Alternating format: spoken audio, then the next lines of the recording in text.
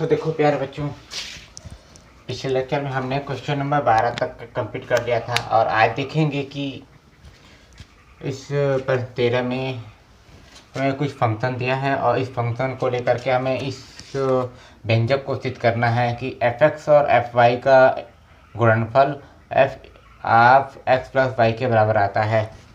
तो सब ध्यान से देखेंगे। देखिए, सबसे पहले क्या करना है, ये समझिए कि जो ये fx बराबर फलन दिया है, इस fx फलन के आधार पर fy फलन का मान भी ज्ञात कर सकते हैं। यानी कि जब fx की वैल्यू इतनी है, अर्थात जब x लिखा जाता है तो ये सब जगह x चर राशि में एक प्रकार का आवेश देता है। उसी प्रकार से अगर fy का मान ज्ञात करना हो तो आप समझ सकते हैं कि अगर यहाँ पर हम y लिखेंगे तो हर x के स्थान पर y हो जाएगा। ठीक, ये हमें लेकर चलना है। तो देखते हैं लेफ्ट हैंड साइड में जो लिखा है उसको क्या कैसे हल करेंगे। लेफ्ट हैंड साइड में जो भी है उसमें मान रखते हैं। तो fx का मान है इतना, इसको लिख दिए cos x minus sine x 0 sine x cos x 0 0 0 1। फिर fy का मान जहाँ जहाँ x है वहाँ पर y रख देंगे, तो ये हो जाएगा cos y minus sine y, ये 0, इधर साइन y cos y और यहाँ पर 0 0 0 1। अब ध्यान दीजिएगा प्यारे बच्चों, यहाँ देखते हैं। सबसे पहले आप इसको गुणा करेंगे, जानते ही हैं गुणा करना कैसे। पहली पंक्ति का पहले स्तंभ में cos x का cos y में गुणा करना है। ठीक है, cos x का cos y में गुणा, cos x into cos y,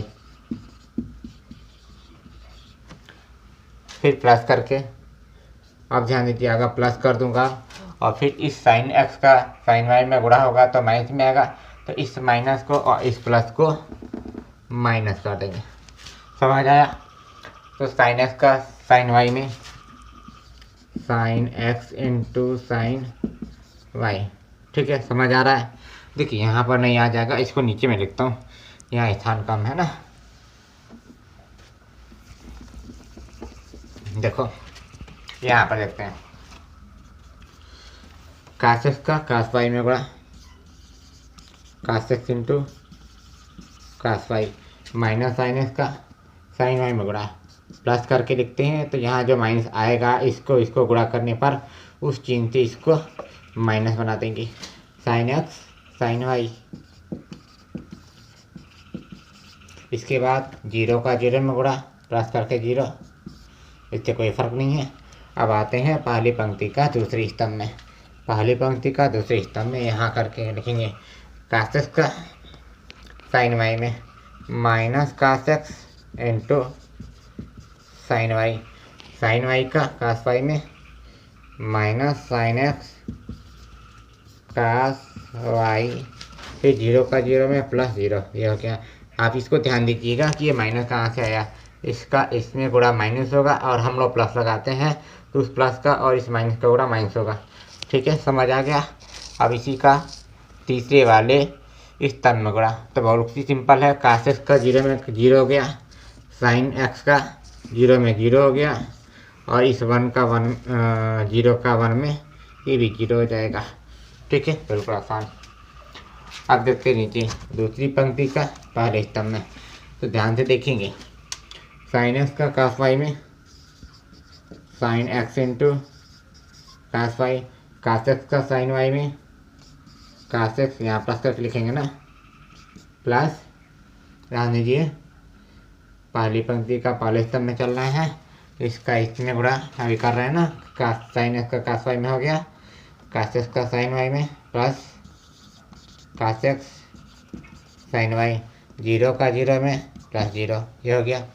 अब दूसरी पंक्ति का दूसरे स्तंभ में साइन x का माइनस साइन y में minus sine x sine y,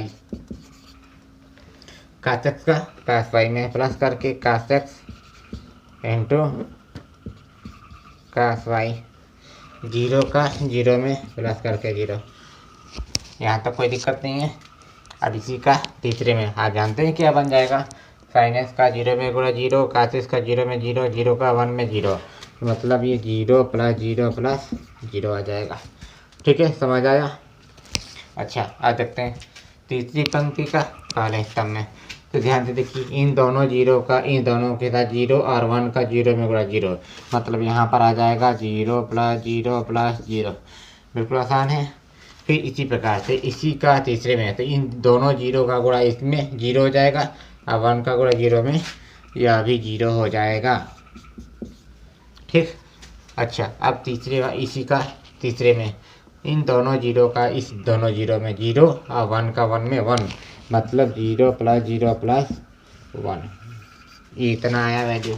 अब ध्यान से देखिए हम क्या कर रहे हैं, यहाँ से एक चीज़ फार्मूला अपना रहे हैं। वैसे आप ध्यान दीजिए कि इस पूरे में 0 को जोड़ने पर कोई फ़र्क नहीं, तो इसको मैंने हटा दिया। यहाँ भी 0 का कोई फ़र्क नहीं पड़ेगा, इस 0 का कोई फ़र्क नहीं पड़ेगा। ठीक है, इसका भी कोई फ़र्क नहीं पड़ेगा। और साथ में इन तीनों को मिलाकर के क्या लिख सकते हैं, केवल 1 0। यहाँ भी इसको केवल 1 0 लिख सकते हैं, और यहाँ पर भी इस पूरा मिलाकर के 1 आएगा, ये पूरा मिलाकर के 0 आएगा, है ना, ये भी 0 आएगा। समझ आया। ठीक।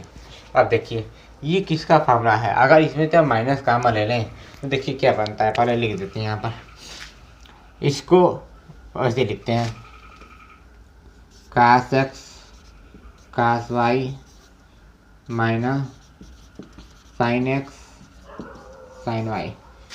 ये देखिए इसमें से माइनस का मैं ले रहा हूँ, तो यहाँ बचेगा cos x cos y plus sin x sin y। समझ आया। अब यहाँ पर ये 0। ठीक है, यहाँ देखिए इसको ऐसे लिखा है, इसको ऐसे लिख सकते हैं क्या, इनको बाईं तरफ इनको इधर, यानी कि इसको हम क्रम उलट देते हैं। क्रम उलटने से चीज़ नहीं बदलता है, क्रम उलट सकते हैं। इसको लिख दिए cos x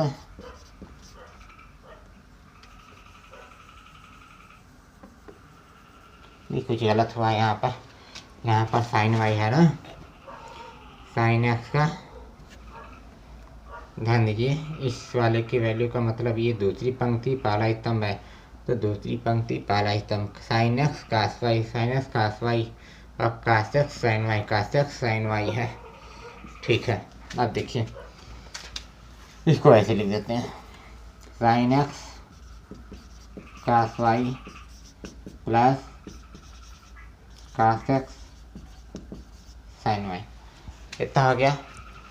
अच्छा, इसमें से देखिए इसका भी क्रम उलट कर ले सकते हैं, cos x cos y इधर और इसको इधर, तो cos x cos y minus sin x sin y, और ये रहेगा 0, नीचे 1, यहाँ भी 0, यहाँ भी 0, ये इतनी वैल्यू आई।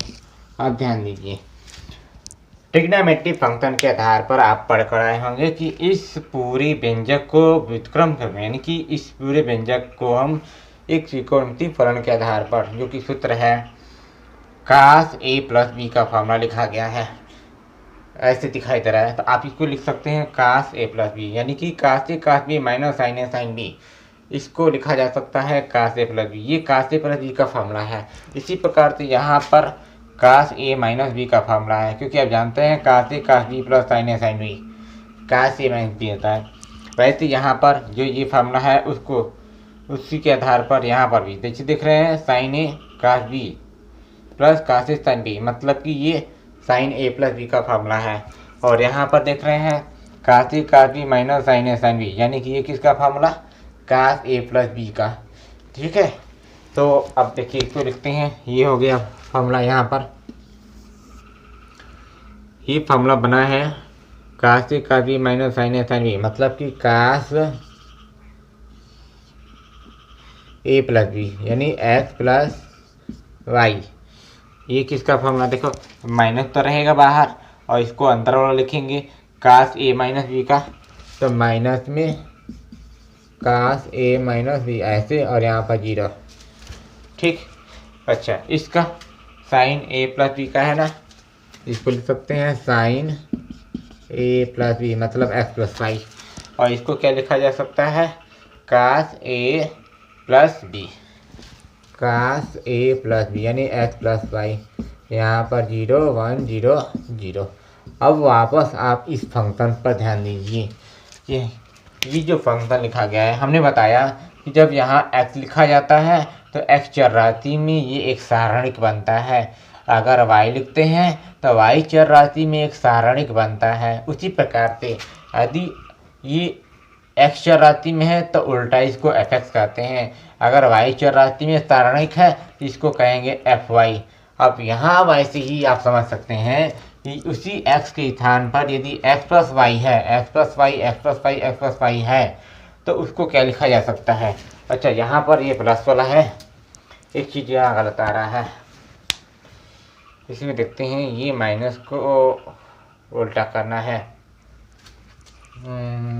ये है प्लस में आना चाहिए ना, तो यहाँ कुछ चिन्ह देख लेते हैं क्या गड़बड़ है। इस वाले चिन्ह का मतलब कि ये पहली पंक्ति दूसरा स्तंभ, तो पहली पंक्ति दूसरा स्तंभ, ठीक। कार्तिक का इसमें बड़ा माइनस में हुआ, ठीक, यहाँ लिखे हैं, और इसका इसमें बड़ा ये भी माइनस में, तो ठीक है। और माइनस कॉमन लेने पर हम मिल गया ये, यहाँ पर गलत लिखा गया है ना, ये फार्मूला यहाँ पर गलत लिखा गया है, ठीक है। यहाँ पर देखिए ये जो लिखा गया है इसको हमने गलत लिखा है, ये हो जाएगा माइनस कॉमन लेने पर ये आया, यहाँ लिखेंगे cos x sin y plus sin x cos y, ठीक है। अब ये फार्मूला किसका है, ये फार्मूला है, इसको उल्टा पढ़िए, sin a cos b plus cos a sin b, है ना, मतलब कि sin a प्लस बी का, तो a प्लस बी का मतलब sin y प्लस एक्स, तो sin y प्लस एक्स का मतलब हुआ sin x plus y, sin x plus y, इसको y प्लस एक्स पढ़िए या x प्लस वाई पढ़िए। अब ध्यान दीजिए, जब यहाँ x चरराशि में एक प्रकार का सारणिक है तो उसको हम लोग fx बोलते हैं। उसी प्रकार से जब x प्लस वाई चरराशि में यहाँ दिखाई दे रहा है तो हम इसको क्या कहेंगे, fx प्लस वाई, यानी यह किसका है फंक्शन, fx प्लस वाई, यानी इस आधार पर आप समझ सकते हैं। तो इस प्रकार से ये दाहिना पक्ष भी क्या हो गया, सिद्ध हुआ। बिल्कुल आसान है ना, नोट करो।